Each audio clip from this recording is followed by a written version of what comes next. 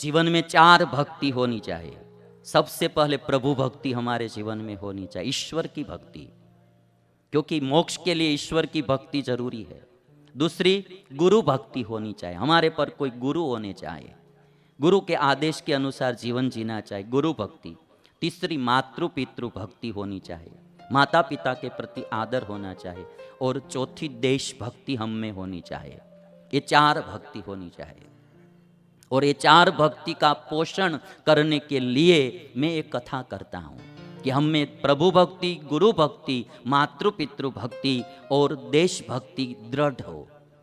और आज रामचंद्र भगवान के परिवार के जीवन में से हम ये भी सीखेंगे, पारिवारिक भावना कभी भी कम मत होने देना, परिवार में कभी भी कुसंप मत होने देना, मिलजुल कर रहना है, थोड़ा कुछ जाने देना। संप रखना है ना तो थोड़ा लेट गो करना पड़ता है, थोड़ा लेट गो करना पड़ता है। अभी हमारे कल विमल जी मुझे बोल रहे थे कि हमारे छोटे भाई मुझे जो पढ़ाया, आगे बढ़ाया, तो हमारे भाइयों का बहुत बड़ा योगदान रहा है।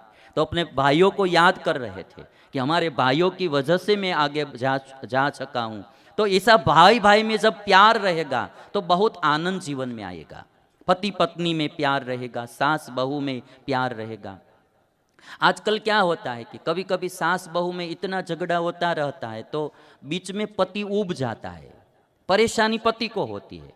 यदि माँ का पक्ष लेता है तो पत्नी रूठ जाती है, और यदि पत्नी का पक्ष लेता है तो माँ रूठ जाती है, बीच में बहुत परेशान हो जाता है।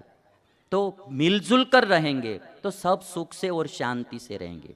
जीवन में संप रखना है, कभी भी कुसंप नहीं होने देना, ये बात पूरी ध्यान में रखना। मैं आपको 1-2 क्लिप बताऊंगा। कुसंप में क्या होता है, नुकसान होता है। परस्पर हम झगड़ा करते रहते, भाई भाई, पति पत्नी या सास बहू, तो उसमें नुकसान ही नुकसान होता है, किसी को कोई भी फायदा नहीं होता है। और जब हम मिलजुल कर रहेंगे तो सबको फायदा ही फायदा होगा। इसलिए मैं आपको 1-2 क्लिप बताऊंगा, आप देखिए। अभी आप देखेंगे ये क्लिप, तो 5 सिंह है यहाँ, 2 सिंह और 2-3 उनकी पत्नियां, टोटल 5 है सिंह। 5 सिंह मिलकर एक भैंस का मारण किया है, भैंस को खाने के लिए मारा है।